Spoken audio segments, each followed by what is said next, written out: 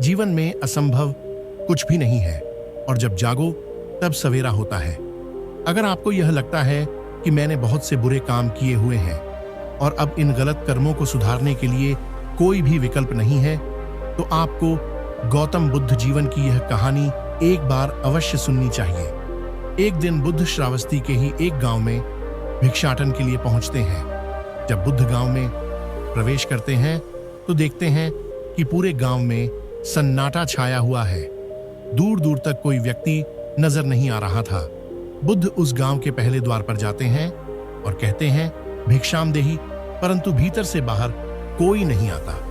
बुद्ध दूसरे द्वार पर जाते हैं परंतु कोई दरवाजा नहीं खोलता। बुद्ध तीसरे द्वार पर जाते हैं परंतु उस द्वार से भी कोई व्यक्ति बाहर नहीं आता। फिर अचानक से एक दरवाजा खुलता है जिसमें से एक व्यक्ति बाहर निकलता है। वो जल्दी से बुद्ध का हाथ पकड़ता और उन्हें अपने में साथ ले जाता है और कहता है क्षमा करें बुद्ध, परंतु इस समय आप बाहर नहीं जा सकते। उंगली माल को श्रावस्ती की सीमा पर देखा गया है। सभी गांव वाले डर के मारे अपने अपने घरों की खिड़कियां दरवाजे बंद करके बैठे हुए हैं। बुद्ध उस व्यक्ति से पूछते हैं कौन है ये उंगली माल और उससे इतना भय क्यों है। वह व्यक्ति कहता है उंगली मल एक राक्षस है। उसे जो भी मनुष्य मिलता है, बच्चा, वृद्ध स्त्री या पुरुष, यहाँ तक कि सन्यासी भी, वो किसी को भी नहीं छोड़ता। महाराज प्रसन्नजीत के सैनिक भी उससे डरते हैं। बुद्ध उस व्यक्ति से पूछते हैं क्या वो ये सब धन के लालच में करता है। वो व्यक्ति कहता है नहीं, धन का उसे कोई लालच नहीं है। वो जब भी किसी मनुष्य पर वार करता है तो उसकी उंगली काटकर अपने गले की माला बनाता है, इसलिए उसका नाम उंगली मल पड़ गया। उसकी इच्छाएं पूरी हो जाएंगी तो उसकी विनाशक शक्तियां और भी ज्यादा बढ़ जाएंगी। बुद्ध कहते हैं आभार आपका जो आपने मुझे उसके बारे में बताया। फिर वो व्यक्ति बुद्ध से कहता है कि कृपा कर आप बाहर ना जाइए क्योंकि वो आप पर भी वार कर सकता है।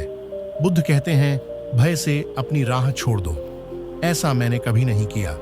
मुझे भिक्षा मांगता देख जन जन के हृदय में उंगली मल का भय कम होगा। फिर वो व्यक्ति कहता है नहीं बुद्ध, आप मत जाइए, वो बहुत ही ज्यादा खतरनाक है। बुद्ध कहते हैं वो खतरनाक नहीं बल्कि दुखी है और मुझे उसके पास जाना होगा क्योंकि उसे मेरी आवश्यकता है। इतना कहकर बुद्ध उस व्यक्ति के पास से चले जाते हैं। कुछ दूर चलने के बाद बुद्ध वन में प्रवेश करते हैं। वन में चारों ओर एक सन्नाटा छाया होता है। दूर दूर तक ना तो कोई मनुष्य और ना ही कोई पशु पक्षी दिख रहा होता है। बुद्ध अपने मार्ग में आगे बढ़ते रहते अचानक बुद्ध के सामने उंगली मलाकर खड़ा है। उसका रूप इतना डरावना होता है कि कोई भी व्यक्ति उसे देखकर ही भयभीत हो जाए। उसके गले में उंगलियों की माला होती है, चेहरा और हाथ रक्त से सने होते हैं और शरीर बलशाली होता है। उसका रूप इतना भयानक होता है कि किसी भी साधारण व्यक्ति के प्राण तो उसे देखते ही निकल जाए, परंतु बुद्ध पर उंगली मल के इस डरावने रूप का कोई भी असर नहीं होता। बुद्ध कुछ क्षण तक एक शांत मुस्कुराहट के साथ उंगली मल की तरफ देखते हैं और फिर उसके बगल से निकलकर अपने मार्ग में आगे बढ़ जाते हैं। बुद्ध को ऐसा करते देख उंगली मल को यह समझ नहीं आता कि उसके साथ ये क्या हो रहा है। वह मन ही मन सोचता है कि मुझे देखकर लोग यहाँ तो भाग जाते हैं या मुझे देखकर ही मर जाते हैं या फिर मुझसे अपने प्राणों की भीख मांगने लगते हैं। मैंने कई सन्यासियों को भी मारा है, परंतु मैंने आज तक कोई ऐसा कभी नहीं देखा जो मुझे नजरअंदाज करके अपने मार्ग में आगे बढ़ जाए। या तो इसने मुझ पर ध्यान नहीं दिया होगा या फिर हो सकता है कि यह देख ना सकता हो, परंतु मुझे इससे क्या, मुझे तो अपनी उंगलियों की माला पूरी करनी है। उंगली मल बुद्ध को आवाज लगता है ए साधु रुक। फिर भी बुद्ध उंगली मल को नजरअंदाज करते हैं और अपने मार्ग में आगे बढ़ते रहते हैं। उंगली मल और ज्यादा क्रोध में भरकर बुद्ध को आवाज लगता है साधु रूप में। फिर भी बुद्ध उंगली मल को फिर से नजरअंदाज करते हैं और अपने मार्ग में आगे बढ़ते हैं। उंगली मल तीसरी बार बहुत ही ज्यादा क्रोध में होकर आवाज लगता है ए साधु रुक। फिर बुद्ध रुकते हैं। उंगली मल बुद्ध के पास जाता है और कहता है मेरे आदेश देने के बाद भी तू रुका क्यों नहीं। बुद्ध कहते हैं मैं तो बहुत पहले ही रुक चुका हूं, तुम ही चलते जा रहे हो। उंगली मल यह समझ ही नहीं पता कि बुद्ध क्या कह रहे हैं, परंतु वो इतना जरूर समझ जाता है कि सामने खड़ा व्यक्ति उससे थोड़ा भी नहीं डर रहा है। उंगली मल बुद्ध को डराने के लिए चिल्लाकर पूछता है, ए साधु, तुझे मुझसे भय नहीं लग रहा है? क्या मैं आदि मानव हूं? बुद्ध कहते हैं, नहीं, तुम मानव हो। बुद्ध की यह बात उंगली मल के हृदय पर लगती है। पहली बार उसे किसी ने मानव कहा था, परंतु वो इस बात को नजरअंदाज करने का प्रयास करता है और बुद्ध से पूछता है, ए साधु, तूने ये क्यों कहा कि तू कब का रुक चुका है, जबकि तू चल रहा था, और तूने यह क्यों कहा कि मैं नहीं रुका? बुद्ध कहते हैं, मैं बहुत पहले ही रुक चुका हूं, यानी मैंने ऐसे सारे बुरे कृत्य करना पहले ही छोड़ दिया है जिससे किसी भी व्यक्ति को कष्ट पहुंचा सकते हैं। सब जीना चाहते हैं, बस तुम उन्हें करुणा से देखने का प्रयास करो।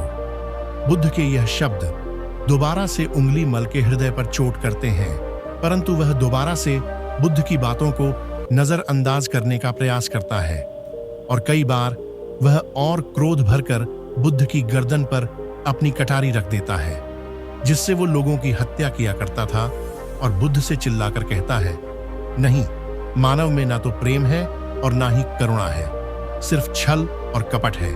इसलिए मैं सबकी हत्या करूंगा और किसी को जीवित नहीं छोड़ूंगा। बुद्ध कहते हैं, तुम्हें लोगों ने बहुत दुख दिया है। उंगली मल कहता है, क्रूरता मनुष्य अज्ञान के कारण ही करता है ईश्वरिया, परंतु वो व्यक्ति ही है जिसमें दया, करुणा, सद्भाव और समझ का उदय भी होता है। उंगली मल, यदि इस जीवन में क्रूर और निपुण लोग हैं तो दयावान भी हैं। बस तुम्हें अपनी आंखों से इस अंधेपन की इस पट्टी को हटाना होगा जो तुम्हें ही केवल बुराई ही दिखा रही है। उसे समझ नहीं आता कि पहली बार उसे अपने आप इतना कमजोर क्यों महसूस हो रहा है। वह कोशिश तो करता है क्रोध करने की, परंतु कर नहीं पाता। वो बड़ी हिम्मत जताकर क्रोधित होने का नाटक करके बुद्ध से कहता, तुम और व्यक्तियों जैसे नहीं हो। बुद्ध कहते हैं, मैं हर व्यक्ति जैसा ही हूं, बस जागृत हूं और यह सिद्ध कर रहा हूं कि हर व्यक्ति में जागने की क्षमता है। मेरा मार्ग क्रूरता को दया में परिवर्तित करता है। उंगली मल, तुम अनजाने में घृणा के पथ पर हो। बस इस क्षण रुक जाओ।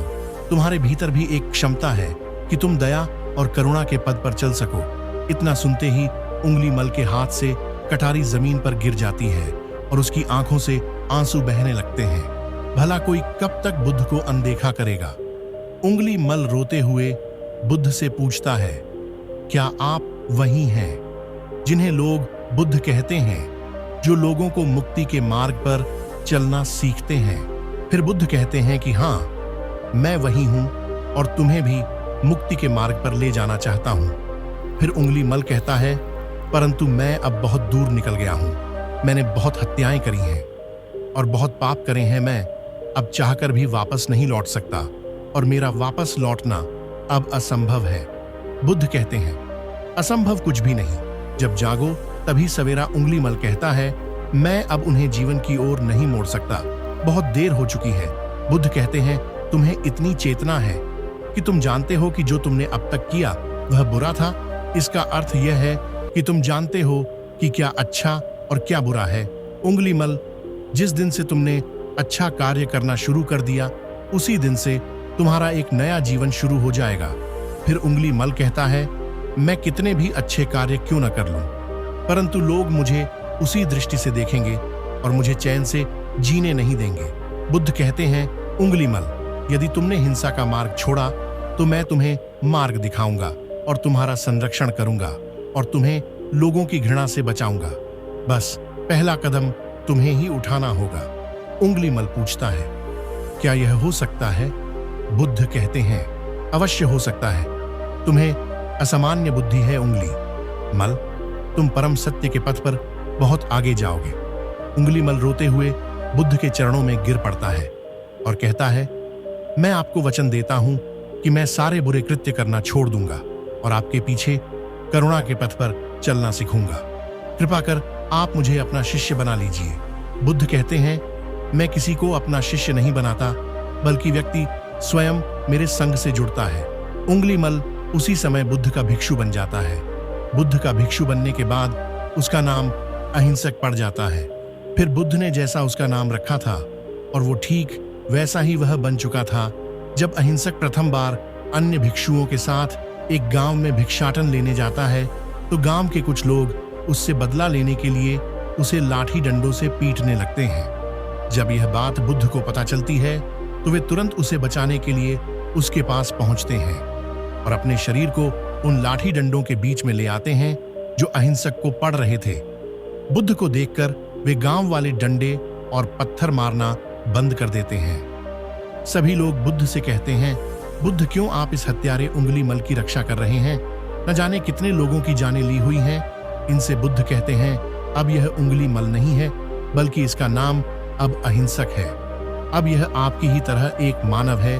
वे गांव वाले कहते हैं, ऐसा आदमी कभी नहीं बदल सकता। बुद्ध कहते हैं, यह बदल चुका है, बस आप सब लोग इसे अपनी पुरानी दृष्टि से देख रहे हैं। यदि यह उंगली मल होता तो क्या आप में से किसी ने भी इतना साहस या बल होता कि कोई इसे एक उंगली भी लगा सके? यह आपका हर बार मार खाता रहा है और क्या इसने आप पर कभी पलटकर वोर किया नहीं ना? क्या यह परिवर्तन आपको नहीं दिखा? आज इसने अपना लहू वहां से अपने सारे बुरे कृत्य धो डाले हैं। आप लोगों के द्वारा इतनी मार खाने के बाद भी इसकी आंखों में आपके लिए क्रोध नहीं है। क्या यह बदलाव आपको नहीं दिख रहा है? यह तो बदल गया, परंतु आप कब बदलोगे? इतने में ही उन गांव वालों में से एक स्त्री कहती है, यह परिवर्तन मैंने स्वयं देखा है। वो स्त्री गांव वालों से कहती है, आप में से कौन ऐसा है जो दूसरों के दुख में दुखी हो, दूसरों की पीड़ा से दुखी है? ना हो तो उसे हर प्रकार की सहायता प्रदान करें। और ऐसा इस भिक्षु ने किया है। 2 दिन पहले एक व्यापारी अपनी पत्नी को लेकर जा रहा था और उसकी पत्नी प्रसव पीड़ा से व्याकुल थी। तब मैं पास से ही गुजर रही थी, इसलिए मैं भी दौड़ी दौड़ी गई। उस स्त्री की पीड़ा बढ़ती ही जा रही थी। घना जंगल होने के कारण उसे कहीं ले जाया भी नहीं जा सकता था। तभी यह भिक्षु वहां पहुंचा और इसने मुझसे पूछा कि क्या हुआ बहन? मैंने इसे बताया कि यह स्त्री प्रसव पीड़ा में है और इस घने वन में हम कुछ कर भी नहीं पा रहे हैं। कब तक यह कष्ट भोगे, कहीं इसके और इसके बच्चे के प्राण ना चले जाएं। फिर इस भिक्षु ने मुझसे कहा कि ऐसा नहीं होगा, मैं अभी अपने गुरु के पास जाऊंगा, वे अवश्य ही कोई मार्ग दिखाएंगे। इतना कहकर यह भिक्षु दौड़कर वहां से चला गया। बुद्ध कहते हैं कि फिर व्यथित हो अहिंसक मेरे समक्ष आया और पैरों में गिरकर मुझसे कहने लगा, बुद्ध एक स्त्री गहन प्रसव पीड़ा में है और उसकी पीड़ा बढ़ती ही जा रही है, कहीं बच्चे को कुछ हो न जाए। यह सब सुनकर बुद्ध ने कहा कि दौड़कर जाओ और उससे कहो, बहन, जिस दिन से मेरा जन्म हुआ है मैंने जानबूझकर किसी भी प्राणी को कष्ट नहीं पहुंचाया है और मेरे सत्कर्म आपका सुरक्षा कवच बने और आपकी और आपके शिशु की रक्षा करें। फिर अहिंसक ने बुद्ध से पूछा कि क्या मेरी सत्कर्म उन्हें बचा लेंगे? बुद्ध ने कहा कि अवश्य यह तुम्हारी अपनी कमाई है, या तो तुम इसे अपने लिए बचा कर रखो या फिर किसी पराई पर खर्च कर दो। अपने कमाए सत्कर्म को किसी पराये पर न्योछावर करने से पहले अहिंसक ने एक बार नहीं सोचा और वो उसी समय उस स्त्री और उसके शिशु की जान बचाने के लिए वहां चला आया। वह स्त्री कहती है कि हाँ, यह भिक्षु दौड़कर वहां आया और अभी भी वो स्त्री गहन पीड़ा से जूझ रही थी। इसने अपने दोनों हाथ जोड़े और आंखें बंद करके कहने लगा, बहन, जिस क्षण से मैं अच्छा बना हूं उस क्षण के बाद मैं कोई भी ऐसा कृत्य नहीं किया जिससे कि किसी भी प्राणी को कष्ट पहुंचे। मेरे सत्कर्म आपके लिए सुरक्षा कवच बने, आपकी और आपके शिशु की रक्षा करें। और इतना कहते ही उस स्त्री ने अपने बच्चे को जन्म दे दिया। फिर बुद्ध कहते हैं कि दूसरों के दुख से दुखी होने वाला यह व्यक्ति अहिंसक कैसे किसी को दुख दे सकता है?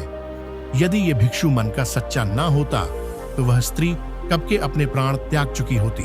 फिर अहिंसक ने बुद्ध से कहा है कि इन्हें मत रोकिए, बुद्ध इन्हें मरने दीजिए और तब तक मरने दीजिए जब तक कि इनके मन का क्रोध शांत ना हो जाए। फिर बुद्ध अहिंसक से कहते हैं, कर्म और गुनाह के भंडार हो तुम, आज तुमने अपने नाम अहिंसक को सिद्ध कर दिया।